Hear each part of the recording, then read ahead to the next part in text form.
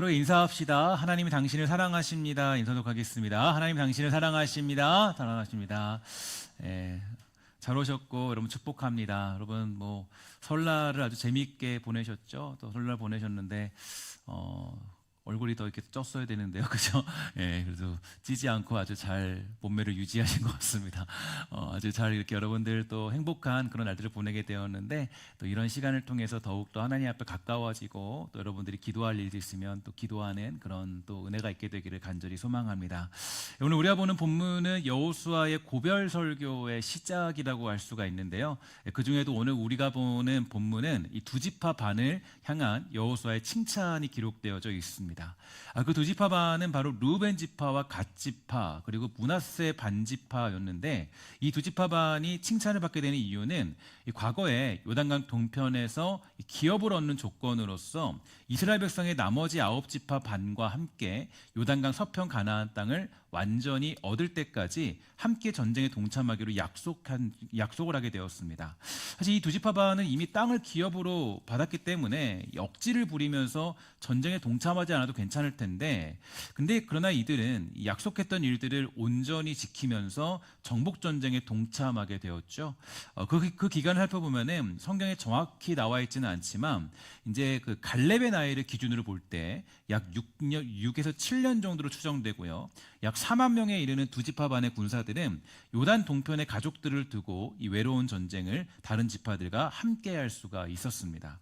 이 두 지파 반이 그렇게 오랜 시간 동안 전복 전쟁에 함께 참여할 수 있게 된 이유는 과연 어떤 것들이라고 얘기할 수 있을까요?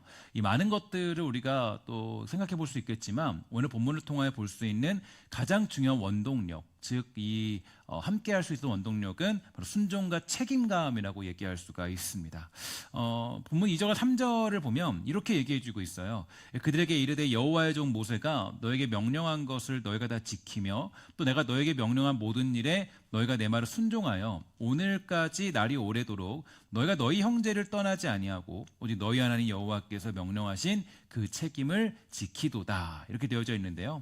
먼저 이 모세가 그들에게 명령했던 것은 무엇이었냐면, 일단 이 이스라엘이 모압 평야에 이르렀을 때 르우벤 지파와 갓 지파와 므낫세 반 지파가 요단강 동편 땅을 자기들에게 분배해 주도록 요청한 사건과 관련이 있습니다. 그 요구는 두 지파 반이 요단강 동편 중앙부에 있는 길르앗 땅이 그들의 많은 가축들을 기르기에 적합한 땅이라고 생각했기 때문이었는데요. 모세는 그들의 요구가 합당하다라고 판단되었죠. 그래서 그 땅을 허락해 주었음과 동시에 한 가지 조건이 있었는데, 그것은 바로 요단강 건너 가나안 땅에 이스라엘이 정착하는 것을 돕는 것이었습니다. 그리고 이 두 지파 반은 모세의 명령에 따르기로 하였고, 또한 그 순종의 길을 걸었던 것이겠죠.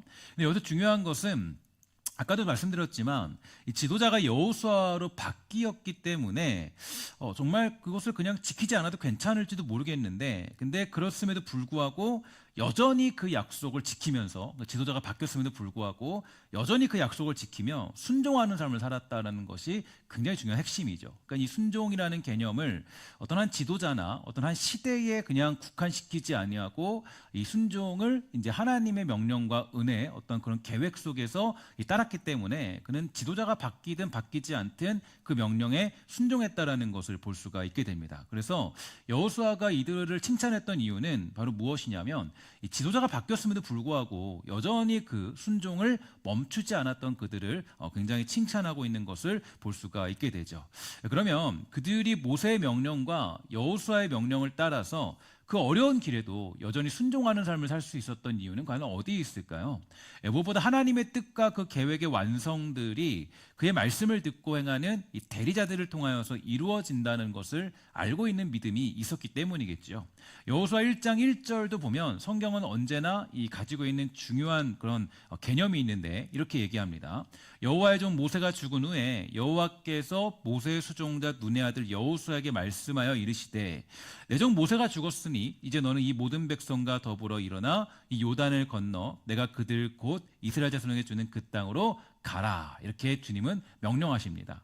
여호와의 종 모세는 하나님과 대면하여 알던 자였습니다. 그냥 하나님과 친하게 지냈고 하나님의 얼굴을 유일하게 봤다라고 할 정도로 굉장히 어떤 그런 중요한 어떤 관계에 있던 사람인데, 근데 40년 동안 하나님의 중요한 일꾼으로 쓰임받던 사람이지만 하나님은 너무나 당연하다는 듯이 모세가 죽고 이제 여호수아가 그 하나님의 위대하신 뜻과 계획을 이루는 자리에 서게 되었음을 보여주고 있는 것이죠. 다시 말해서 이 하나님의 비전과 계획은 한 사람에게 멈춰져 있는 것이 아니라 여전히 어떤 누군가를 통해서도 이루어지고 완성되는 일이라는 것을 보여주고 있는 것입니다. 제가 어렸을 때 가장 많이 읽었던 책 중에 그 책은 이제 삼국지라는 책이었어요. 삼국지는 진짜 제가 한 20번 이렇게씩 읽을 정도로 그냥 열심히 읽었는데 제가 봤던 책이 삼국지밖에 기억이 안 나요. 삼국지는 정말 많이 읽었고 맨날 삼국지만 읽었던 것 같아요. 근데 삼국지를 정말 많이 읽었습니다. 근데 읽는데 삼국지를 읽다 보면 정말 많은 사람들이 이 패권을 다투면서 싸움을 벌이고 천하를 통일하고자 하는 그런 길을 쓰는 모습을 보이고 있지 않습니까? 근데 그 중에서 제가 가장 인상 깊었던 장면을 지금 와서 꼽자면 바로 이제 어떤 장면이냐면 거의 마지막 후반부 장면인데요.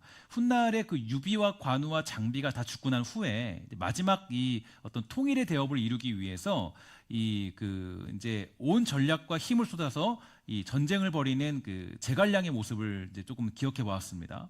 근데 이제 그 제갈량이 굉장히 뛰어난 머리를 가졌어요. 뛰어난 어떤 그런 능력을 가졌는데도 불구하고 결국에 그 어떤 전쟁의 과업을 이루지 못합니다. 그러니까 통일을 이루지 못하죠. 통일하지 못하고 이제 어떤 한순간에 굉장히 어떤 패배하게 되는 아쉬운 그런 상황들을 맞이하게 되고 그 패배로 인해서 이제 그 유비의 나라는 이제 완전히 이제 무너지게 되는 거죠.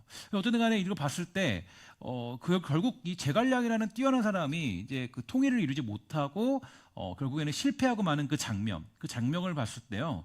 저는 그게 굉장히 인상 깊게 남았어요. 왜냐하면 이게 그러니까 어떤 능력이 있는 사람이 그러니까 어떤 한 사람에게 국한돼서 그 한 사람에 국한되는 그런 어떤 꿈과 비전들이 거기서 끝나버리는 장면, 어떤 허무하게 뭔가 마치 부서지는 파도처럼 그 어떤 꿈이 그 무너지는 장면을 보면서 야 그래 우리의 인생이라는 것도 좀 그런 것 같다라는 생각을 많이 했고 또 우리가 막 그렇게 막 날고 긴다 할지라도 우리의 인생이 그냥 거기서 사실 끝나는 게 그게 당연한 인생이잖아요. 그래서 끝나버리는 거죠. 근데 이제 성경적인 관점을 보면 조금 달라요. 성경적인 비전과 그 계획의 완성은 한 사람으로 국한되지 않습니다. 어떤 한 시대로 국한되지 않죠. 그러니까 성경적인 비전과 완성은 그러니까 이게 한 사람으로 아니면 한 시대로 그렇게 끝나지 않고 하나님의 나라가 이루어지는 것은 계속적인 의미를 가지고 있어요. 왜냐하면 하나님은 영원하신 분이기 때문에 이 시대가 변하고 사람이 변하고 어떤 상황이 변한다 할지라도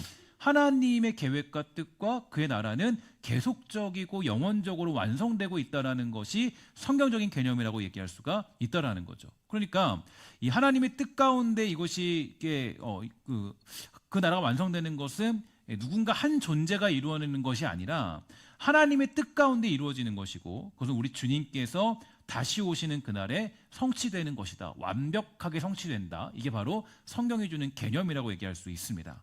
그러므로 저와 여러분 우리들도 여전히 나에게 주어진 삶과 인생 속에 하나님의 나라를 이루며 살아가는 삶을 향하여 순종하는 인생을 살아가는 것인데요. 사람이 바뀌고 시대가 변하여도 여전히 하나님의 뜻이 이루어짐을 믿음으로써 우리는 이 순종하는 삶을 살 수가 있게 됩니다. 이 한 사람이나 개인이 아닌 하나님의 뜻에 순종하되 하나님이 세워가는 질서에 따라서 그 길의 완성을 향해 달려가는 것, 그게 바로 우리 그리스도인이 가는 순종의 길이 되더라는 거죠. 특히 3절의 내용을 보면요, 여호와의 종 모세가 명령한 것과 여호수아가 명령한 것을 함께 연결해 줌으로써 여호수아와 모세의 권위를 동등한 권위로 그렇게 두고 있는 것이 강조되고 있습니다. 그러니까 모세와 여호수아를 동등한 하나님의 종으로서 인정하고 있는 그 모습이 굉장히 중요한 그들의 순종적인 모습이라고 얘기할 수가 있는 거겠죠. 오늘 이 땅을 살아가는 우리들도요 마찬가지입니다. 세워진 권위를 존중하는 것은 물론이거니와 그 질서와 체계를 따라 살아가는 것은 누군가의 탁월함이나 아니면 대단한 능력 때문이 아닌 것입니다. 그 모든 질서와 체계 속에서 하나님이 세우신 권세는 결국에 하나님의 뜻이 이루어지는 방법이 되기 때문이겠죠. 더군다나 교회라는 곳은 어떻습니까? 교회야말로 그 질서와 체계를 인정하는 믿음이 반드시 있어야 될 텐데, 이 교회는 여러분 민주주의가 아니라 신본주의라는 개념을 갖고 있어요. 그러니까 하나님의 뜻을 따르는 곳입니다. 그러니까 교회라는 곳은 이 하나님의 계획과 그 질서를 따르는 곳이죠. 그러니까 그 믿음을 따라서 공동체가 건전하게 세워질 그때에 이 교회는 비로소 강력한 힘을 발휘할 수 있고 하나님의 복음을 전하는 그런 공동체를 거듭날 수 있다는 것입니다.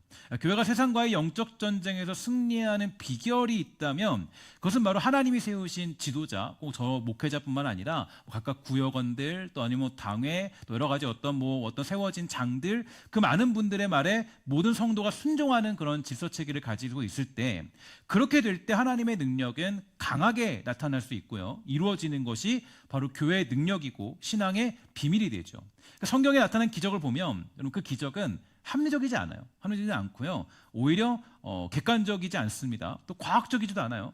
오히려 제가 표현하자면 성경에 나타난 기적들은 모두가 다 순종적입니다. 그러니까 순종이라는 비밀의 능력이 행하여질 때 모든 기적이 이루어질 수가 있다라는 거죠. 그래서 우리는 하나님께 기도할 때 이런 모습이 필요해요. 뭐냐면 나의 거친 마음이 잠잠해지도록 기도해야 됩니다.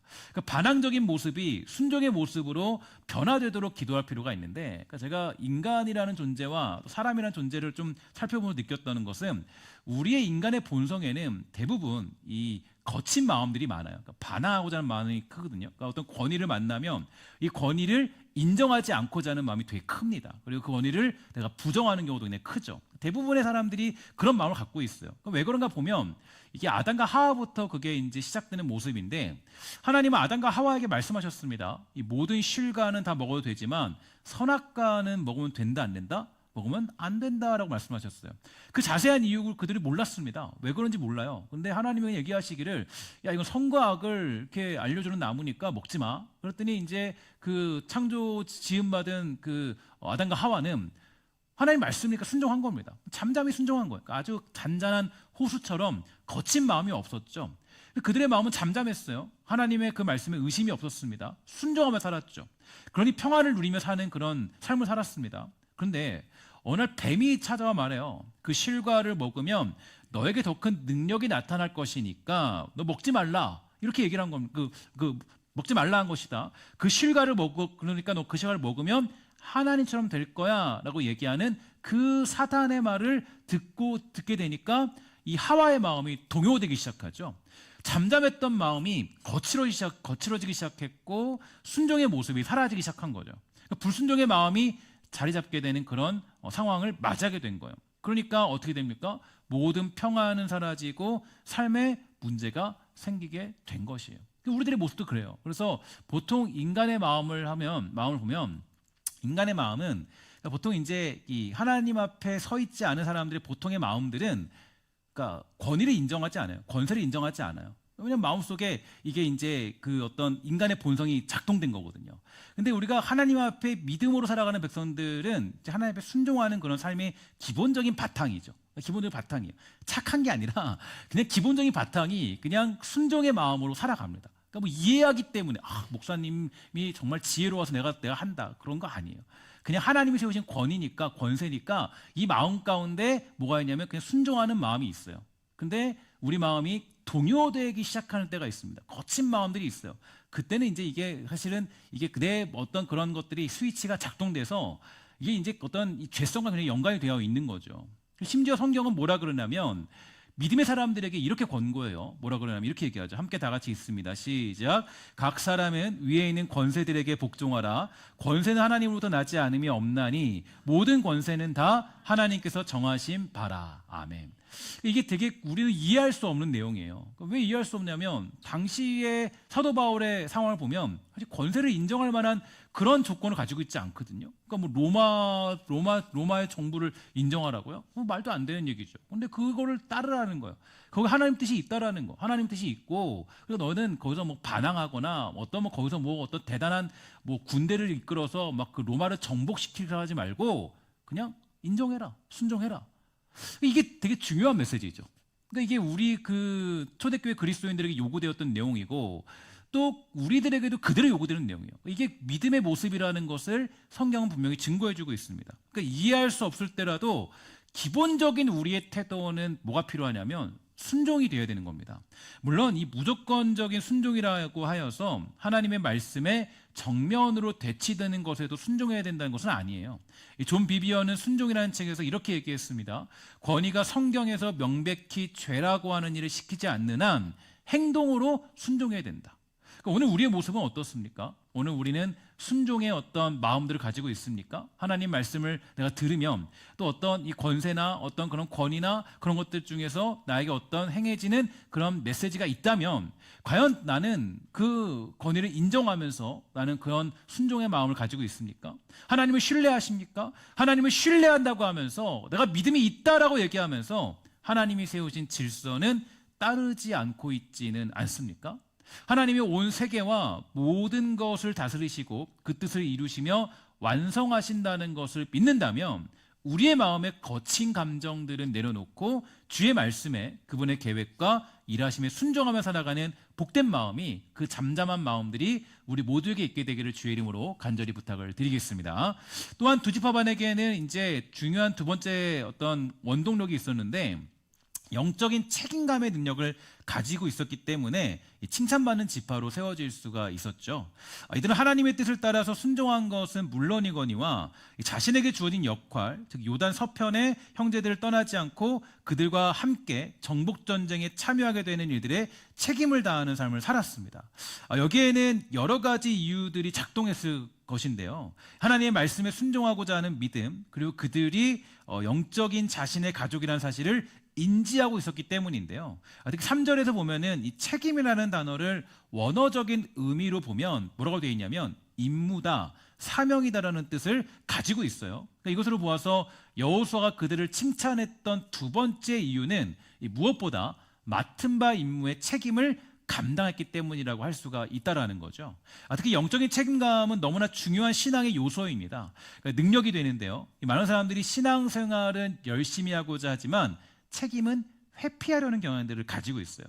이게 되게 아쉬운 얘기인데, 그러니까 무슨 일이 생기면 자신의 책임을 환경 탓이나 남의 탓, 부모 탓, 심지어는 하나님의 탓으로 돌리기도 하는데, 그러나 여러분, 변명하지 않는 그리스도인이라는 책을 보면 사람들이 변명하는 이유에 대해서 이렇게 얘기해주고 있습니다.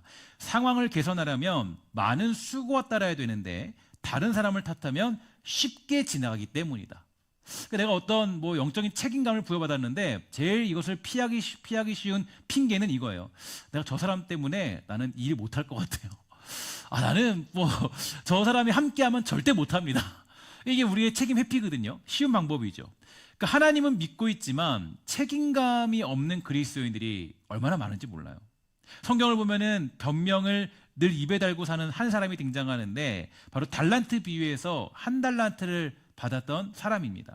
마태복음 25장 24절과 25절을 보면 이렇게 얘기해주고 있죠. 주인이여 당신은 굳은 사람이라 심지 않은 데서 거두고 해치지 않아서 모으는 줄을 내가 알았으므로 두려워하며 나가서 당신의 달란트를 땅에 감추었나이다. 이 말을 들은 주인의 반응은 이렇게 얘기하지 않았어요. 그래, 너 마음이 속상했겠다. 생각해보니까 내가 너에게 한 달란트밖에 안 맡겼네. 미안하다. 이렇게 하지 않았고요. 뭐라 그러셨습니까? 이 악하고 게으른 종아.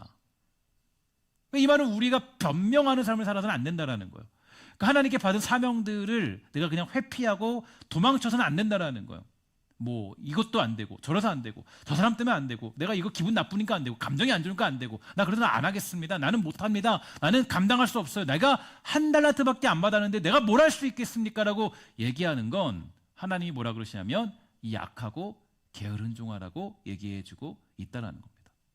하나님 앞에 변명은 소용이 없어요. 하나님은 다 우리에게 무슨 일을 감당할 만한 능력과 힘을 주셨지만 때때로 자신에게 주어진 책임을 회피하기 위해서 우리는 변명하는 모습을 보일 때가 많이 있게 됩니다. 미국에 있었던 일인데 실제로 있었던 일인데요.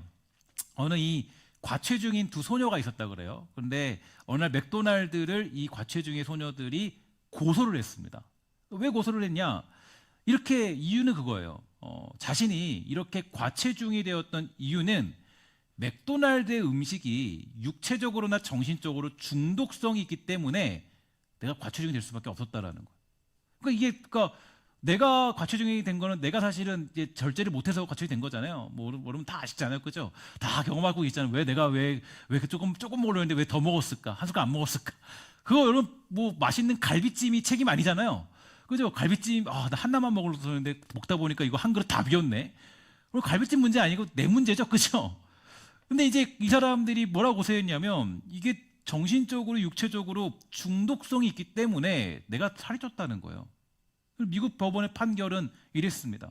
맥도날드 햄버거가 건강에 좋지 않다는 것을 잠재적으로 당신들이 알고 있었고, 그럼에도 불구하고 자기 만족을 위해서 슈퍼사이즈의 제품들을 과하게 먹었다면 맥도날드를 탓할 수 없다. 당연한 결과인데 너무 대단하게 이렇게 어떤 판결을 내린 거예요.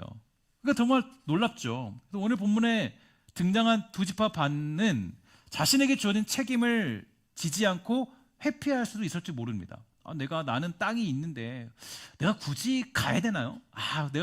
내가 원래 싸우려고 했는데 내가 가보니까 저기 더 다른 지파들이 나 안 좋아하는 것 같아서 못 하겠어요.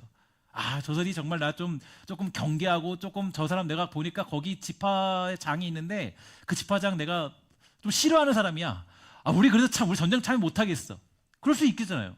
내가 전쟁 참여하려고 하는데 모세 죽었으니까 여호수아 나 당신 말 안 따르고요. 나 혼자 그냥 갈게요. 그냥 뭐 알아서 해보세요. 그럴 수 있잖아요. 가족들이 기다리고 있고 우리는 땅도 얻었고 우리는 다시 돌아가야 됩니다 라고 한다면 사실 주어진 그 사명을 다 감당하지 않아도 괜찮을지 모릅니다. 더군다나 영적인 지도자가 바뀌었기 때문에 나는 모세 때 사람이지 당신 말을 따를 사람이 아니다 라고 하면서 주어진 책임을 회피할 수도 있는 상황이지만 그들은 끝까지 자신에게 주어진 책임을 감당하고 그 정복전쟁을 치르는 길을 택하게 된 것입니다. 우리도 마찬가지예요. 하나님은 우리에게 책임의 자리에 있게 하십니다. 언제나 여러분들이 가는 자리는 하나님이 책임을 맡기는 자리고 사명을 감당하는 자리로 우리를 부르셨어요. 상황에 따라 환경에 따라 핑계대는 삶을 살지 말라고 우리에게 정확하게 말씀하십니다. 모르드게와 에스더의 이야기를 보면요, 그 사실은 더욱더 명확해지죠. 그들이 살아가던 시대의 유다 민족은 말살될 위기에 놓여 있었습니다. 그 운명 앞에서 모르드게는 왕비가 되어서 궁중에 살고 있던 에스더에게 그 위험한 사실을 알리면서 그 일을 너가 막아야 한다라고 도움을 청하게 됐죠. 하지만 왕후 에스더는요, 그 문제를 해결할 상황이 아니었어요. 왕으로 자리 잡은 것은 분명하지만 권력을 좌우할 수 있는 능력은 조금도 가지고 있지 않았기 때문입니다. 자신의 처지와 상황을 알고 있던 에스더, 그녀는 모르드게에게 자신은 그런 역할을 감당할 수 없다라고 그렇게 전하였지만 그때 모르드게는요 이렇게 얘기합니다. 에스더 4장 13절 함께 있습니다. 시작. 너는 왕궁에 있으니 모든 유대인 중에 홀로 목숨을 건지리라 생각하지 말라. 이렇게 얘기했어요. 그리고 다시 말해서 나만 살면 된다고 도망치거나 침묵하고 있지 말라는 뜻이에요. 또한 14절도 이렇게 얘기합니다. 다 같이 있습니다. 시작. 이때 내가 만일 잠잠하여 말이 없으면 유대인은 다른 데로 말미암아 노임과 구원을 얻으려니와 너와 내 아버지의 집은 멸망하리라. 내가 왕후의 자리를 얻은 것이 이때를 위함이 아닌지 누가 알겠느냐. 아멘. 이게 우리에게 주는 메시지죠. 하나님께서 이때에 쓰시기 위해서 에스더를 그 자리에 세웠다라는 것을 말해주고 있습니다. 그러므로 이 일에 나서지 않는 것은 직무유기였고 결국 모르드게는 핑계를 대지 말고 주어진 그 책임을 너 다하라는 거예요. 너 핑계대지 말고 너에게 맡겨진 사명과 의무를 다해라. 비록 에스더가 나설 수 없는 처지이고 괜히 나섰다가는 죽을 수도 있는 상황이었지만 모르드게는 너의 그 왕후의 자리가 바로 하나님의 뜻을 이루기 위한 자리라는 것을 잊지 말라고 말해주고 있는 거죠. 모르드게는 에스더에게 책임을 가지라고 전하였고 결국 에스더는 이렇게 결단합니다. 당신은 가서 수산에 있는 유다인을 다 모으고 나를 위하여 금식하되 밤낮 3일을 먹지도 말고 마시지도 마소서. 나도 나의 시녀와 더불어 이렇게 금식한 후에 규례를 어기고 왕에게 나아가리니 죽으면 죽으리이다. 아멘. 죽으면 죽으리이다. 이 고백이 바로 영적인 책임을 가진 사람들의 모습이에요. 그러니까 이 책임감의 가장 기본적인 원칙은 죽으면 죽으리이다.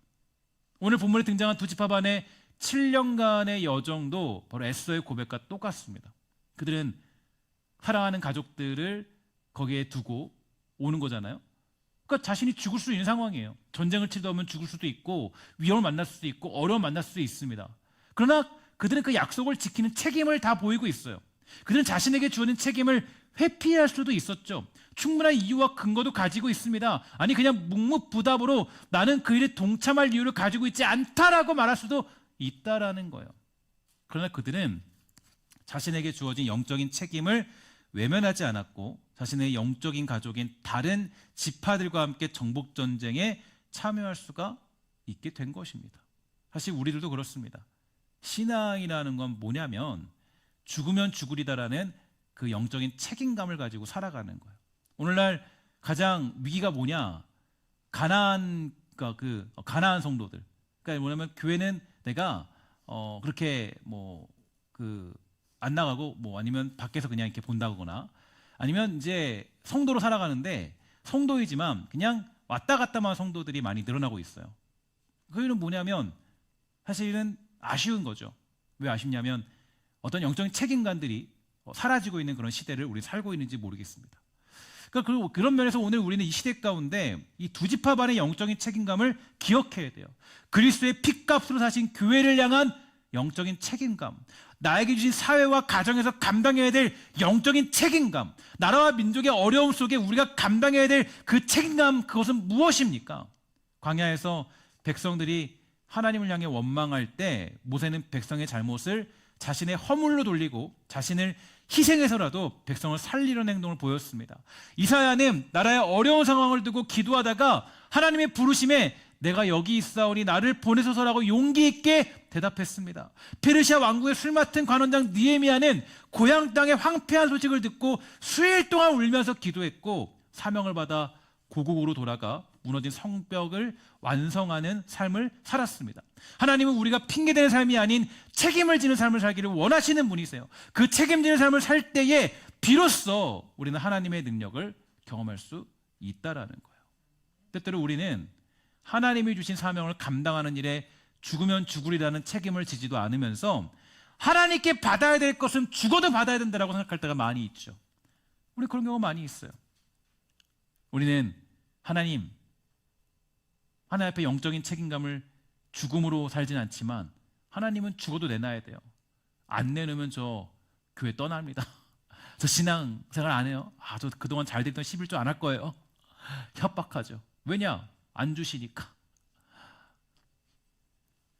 물론 하나님은 우리의 연약함도 인정하시고 실수도 아시고 부족함도 아시지만 하나님은 우리에게 죽으면 죽으리라는 영적인 책임감을 가지기를 원하십니다. 그 책임감을 감당할 때 비로소 우리 하나님이 주시는 복을 누리는 것이고 그 놀라운 능력을 경험할 수 있다라는 거예요.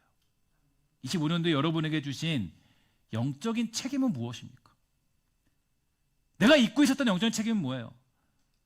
혹시 기도의 자리를 잊어버리고 있지는 않습니까? 예배의 자리를 소홀히 하고 있지는 않습니까? 혹시라도 내가 하나님이 주신 사명들을 멀리하고 있지는 않습니까? 여러 가지 핑계와 이유를 대면서 영적인 책임감을 내가 잘 감당하지 않고 있지는 않습니까?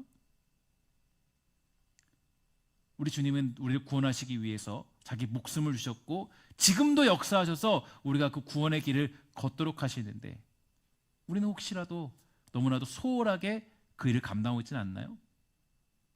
나에게 주신 책임감에 우리는 죽으면 죽으리라는 그런 마음으로 감당할 태도가 필요한 것입니다. 그러한 태도 없이 하나님의 복을 받고자 하는 것은 옳지 못하죠. 당연히 하나님은 우리의 치성에 따라 복을 주시는 분은 아니겠지만 그렇다고 우리가 책임 없는 삶을 살고 있음에도 복을 주는 분은 아니라는 거예요. 말라기 3장 10절을 보면 이렇게 되어 있습니다. 우리 함께 다 같이 읽도록 하겠습니다. 시작. 너희는 창고에 너희가 거둔 것에 온전한 11조를 가져와 나의 집에 먹을 것이 있게 하여라. 그것으로 나를 시험하여라. 내가 하늘 문을 열고 너희가 쌓을 공간이 넘치도록 너희에게 복을 붓지 않나 보아라. 아멘. 뭐라 그래요? 그것으로 나를 뭐하라 그럽니까? 시험하여라. 너의 책임을 다했을 때 내가 너에게 복을 주나 안 주나 한번 시험해 보아라. 비록 그 책임감에 대해서 회피할 수 있는 여러 가지 이유들이 있지만, 그러나 너가 그 책임을 다했을 때, 너에게 주신 그 사명을 다했을 때, 그 임무를 다 완수했을 때, 힘들고 어렵지만 그 길을 걸어갔을 때 내가 너에게 복을 주나 주지 않나 한번 시험해 봐라. 하나님이 아주 당당하게 말씀하십니다. 나를 시험해 보라. 아주 당당하게 하나님이 우리에게 권고하시고 말씀하시죠. 우리의 책임을 다하면 하나님이 복을 주시는가 주지 않는가 보라는 하나님의 말씀입니다. 25년도 여러분에게 주신 직분에 따라서, 또한 자리에 따라서 성도로서의 책임을 다할 수 있는 그런 우리 신성교회 되기를 주의 이름으로 간절히 축원합니다. 여러분들에게 주신 책임들 혹시 회피하고 도망치고 있지 않습니까? 직분을 받았을 때 여러분 하나님께 고백했던 것들 많이 있죠. 하나님, 제가 무엇을 하고 어떻게 하고 감당하겠습니다. 혹시라도 그 책임감을 잊어버리고 있지는 않습니까? 매년 하나님께 받은 사명들 혹시라도 잊어버리고 있지는 않습니까? 이렇게 저렇게 죽으면 죽으리라의 영적인 책임을 다할 때 신비한 기적을 이루시는 하나님의 역사를 만나게 되는 거예요. 말씀을 맺습니다. 오늘 우리는 두 지파반이 칭찬받은 두 가지 이유에 대해서 살펴보았어요. 첫 번째로는 하나님의 뜻과 계획에 대한 절대적인 순종이고요. 두 번째로는 주어진 사명에 대한 책임을 다하는 그들의 모습이었습니다.